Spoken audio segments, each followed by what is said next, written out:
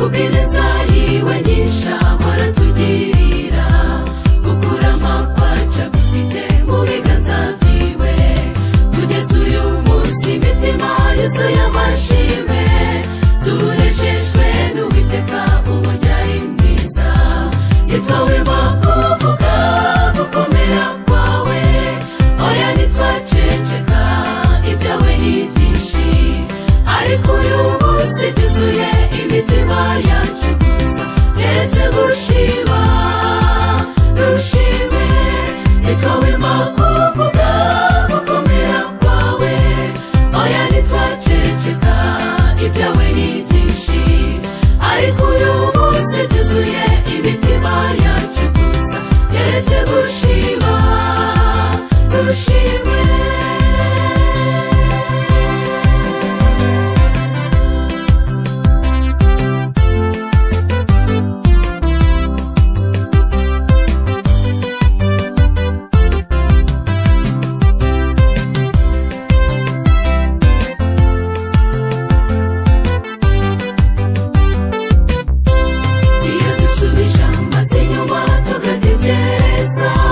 twibuke intambara zose twanyuzemo cyane no kuri uyu munsi duhamya ko turiho kubwe ibiri imbere bikomeye ntibidutinyisha kuko urugamba nagari rwacu n'Uwiteka yitwawemo kuvuga gukomera kwawe oya ntitwaceceka ibyawe ni byinshi ariko uyu munsi byuzuye imitima yacu gusa keretse gushima dushime nitwawema kuvuga gukomera kwawe oya ntitwaceceka ibyawe ni byinshi ariko uyu munsi byuzuye imitima yacu gusa keretse gushima dushime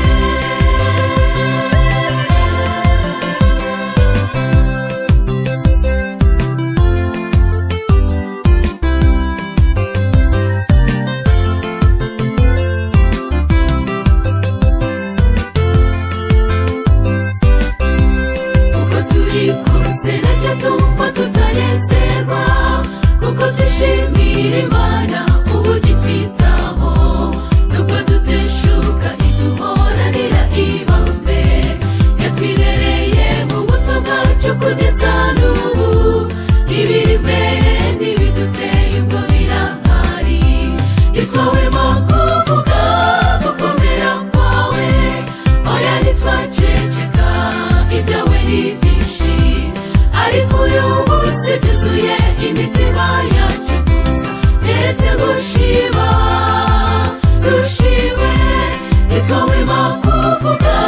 gukomera kwawe oya ntitwaceceka ibyawe ni byinshi ariko uyu munsi byuzuye imitima yacu gusa keretse gushima dushime nitwawema kuvuga gukomera kwawe oya ntitwaceceka ibyawe ni byinshi ariko uyu munsi byuzuye imitima yacu gusa keretse gushima